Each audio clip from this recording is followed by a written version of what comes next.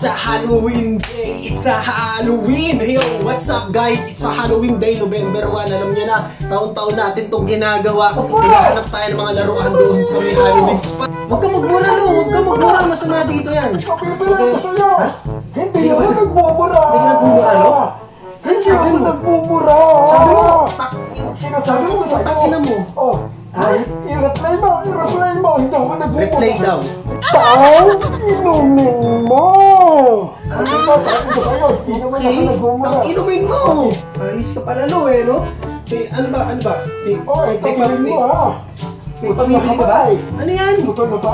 Okay. Alam mo ba yung trick or treat? Trick or treat? Ano trick or treat? Sino tatakutin mo, Lo? Baka trick or treat, Lo? Baka trick or treat?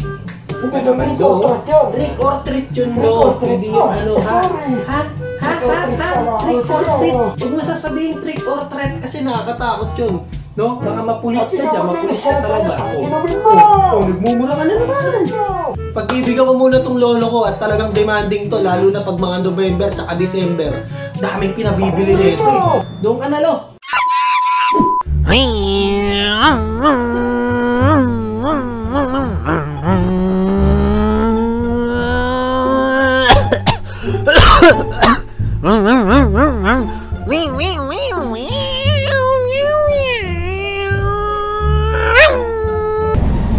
Boy, may alam ba kayong bilihan ng gagamba?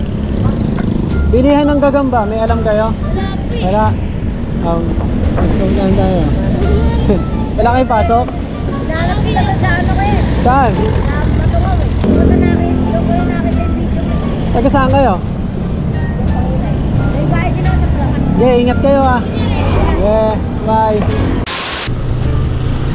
May ipapakita ko sa inyo na bahay dito sa amin. Dito kasi sa amin, ang daming mga lumang bahay dito, pre. May mga lumang bahay dito sa amin, pre, na parang pag November, parang may mga multo. Pero wala namang multo rito.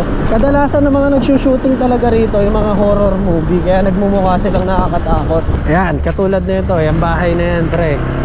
Tignan nyo. Kung makikita nyo, luma na yan. Mga panahon pa ng ano yan, mga Kastila, ganon, pre. So yung last na nag-shooting dyan, yung nasa TV, pre, yung pulang araw. Ayan o. Gusto ko nga pasukin yung loob dyan.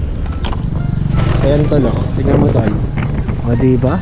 1938. 1914 pala. 1938 yun nandun sa taas eh.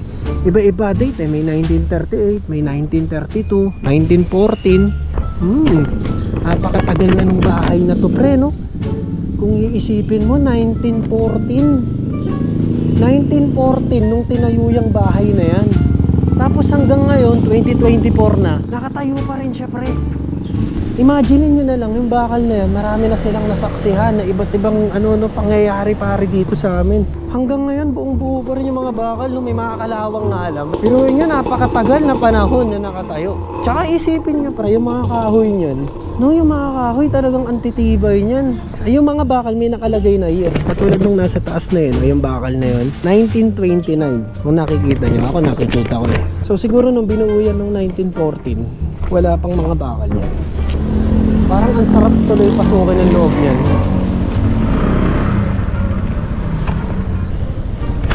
Parang feeling, nakasilo dun sa taas eh, no? Feeling ko lang naman. Kasi November 1 yun, kailangan magtakutan tayo. Napaka-traffic mga kaibigan. 1,000 tagbebente, baka kailangan mo barya. 1,000 na tagbebente, baka kailangan mo barya. Barya? Oo.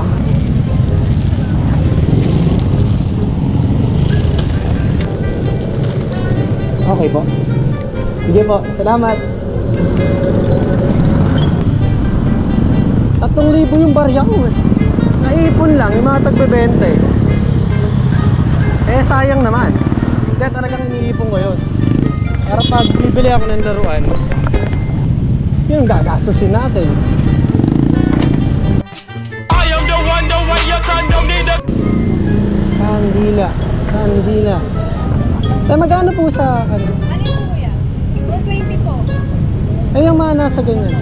Ito? 100 po. 140. Baka po? Wait lang. Wala ko buko. Parang buko eh. Okay. Kanina naman kung bibili, inumin daw nila. Akala buko eh. May naka-plus. Akala buko eh, bumili. Sigurado kung hindi lang dito sa amin, kundi sa lahat ng sementeryo sa buong bansa dito sa atin sa Pilipinas, talagang dinarayo ng mga tao tuwing November 1. Talaga nga namang napakaraming tao sa sementeryo pag araw ng mga patay pare.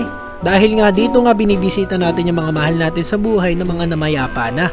At tuwing November 1 nga pare, napakadaming tindahan talaga pare. Yun yung nagustuhan ko tuwing November 1 pre. Ang daming tindahan pre. May mga tindahan ng laruan, may tindahan ng mga pailaw, may tindahan ng mga pagkain, at kung ano-ano pa. Sa akin talaga tuwing November 1, nung bata ako pare, gustong gusto ko talagang nagno-November 1 dahil nga sa mga tindang ganito. May mga laruan, tapos makikita ko pa yung mga kalaro ko tuwing November 1 pre. May mga tropa kasi ko na nakikita ko lang tuwing November 1 doon sa may sementeryo. Kaya nung bata ako, gustong gusto ko talagang nagno-November 1 pare. Parang Pasko to no? Alam mo yung feeling na parang parang Pasko talaga siya dahil nga parang nagkakaroon tayo ng mini reunion tuwing November 1. Yung mga kamag-anak nyo na hindi nyo nakakasama madalas tuwing November 1, di ba nagkikita-kita rin kayo? Dito mo makakasama yung mga pininsan mo, tapos maglalaro kayo doon sa may sementeryo.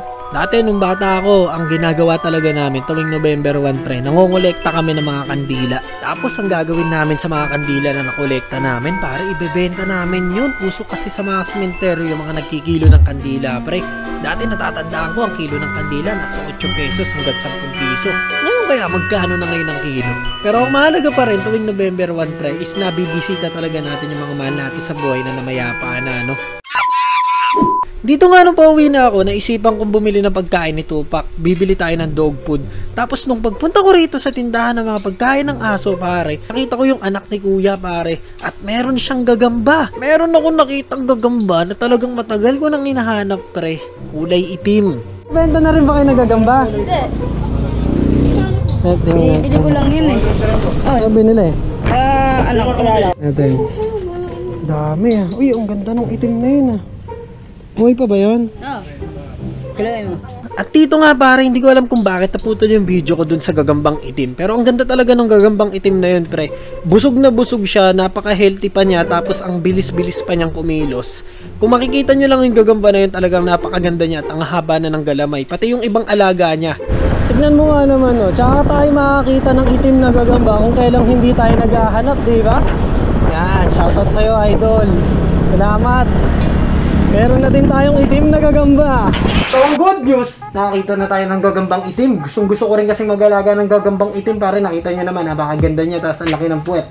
Ang bad news pare, pag uwi ko kasi nilagay ko na siya dito sa may pahamugan natin. Tapos pagbukas ko ngayon pare, wala na yung itim. Na-deads na siya, hindi na siya gumagalaw. Hindi na siya nakilos. Nakaganto na siya Nakaganto na siya ba Nung nakita ko, wala. Na-deads yung itim pare. Hindi ko alam, siguro na-stress to. Pero ngayon lang nangyari sa akin to na may gagamba tayo na bago. Tapos nilipat lang natin siya dito. Tapos pagbukas ko, wala na ano na siya. Maligas na siya pre. Hindi na siya nagkikilos. Nakaganto na siya Sayang, binili ko pa naman sila ng hipon pare. Ayan hipon. Sayang. Sarap pa naman sana ng pagkain mo ngayon boy. Hipon yan hipon yan. Kaso nga lang hindi na nagtagal si atin si itim pare. Ayan, nasa na si itim? Itim, ayun itim. Oh no, ang ganda pa naman ng tindig na itong itim na to pre. Kanina malaki-laki pa yung part na yan, yung tiyan niya Tapos ngayon nung tinignan natin siya, medyo maimpis na. Tapos wala na talaga siya boy. Ayun sayang Ngayon lang ako nagkaroon ng gagambang itim na wala pa, sayang. Pero sana makakita pa tayo sa susunod nito. Ayan, ang ganda sana nitong itim na to pare. Siguro na-stress siya, na-miss niya yung mga kasama niya doon sa kulungan na pinanggalingan niya. So ito, pakainin natin sila ng hipon Sa hipon, pag nagpakain tayo ng hipon, yung hilaw pare, hindi yung luto. Ang gagawin lang natin dito is babalatan lang, tanggalin lang yung ulo, tapos yung pinakalaman lang yung kukunin, tapos lagay lang natin dito sa mga alaga natin. So pag hipon, mabilis nilang kainin. Ayan masarap kasi yan talaga. O diba, ito ring isa na to, naghihipon na siya So kain lang kayo ng hipon dyan. Hindi palagi may hipon tayo. Paminsan-minsan lang yan pag napunta tayo ng palengke. So sa mga malalapit sa akin dyan, baka meron kayong may alaga kayong salmon kaya jumbo, kontakin niya lang ako. So yun na lang yung kulang ko na gusto kong alagaan sa mga gagamba natin pare. So kung meron ka dyan at malapit ka, taga Bulacan ka lang, kontakin mo lang ako. So yun lang guys, sa susunod, Japan Surplus Vlogs. Ang dami na kamiss niyan. Okay, tara na, let's go. Maraming salamat sa inyo. Bye-bye.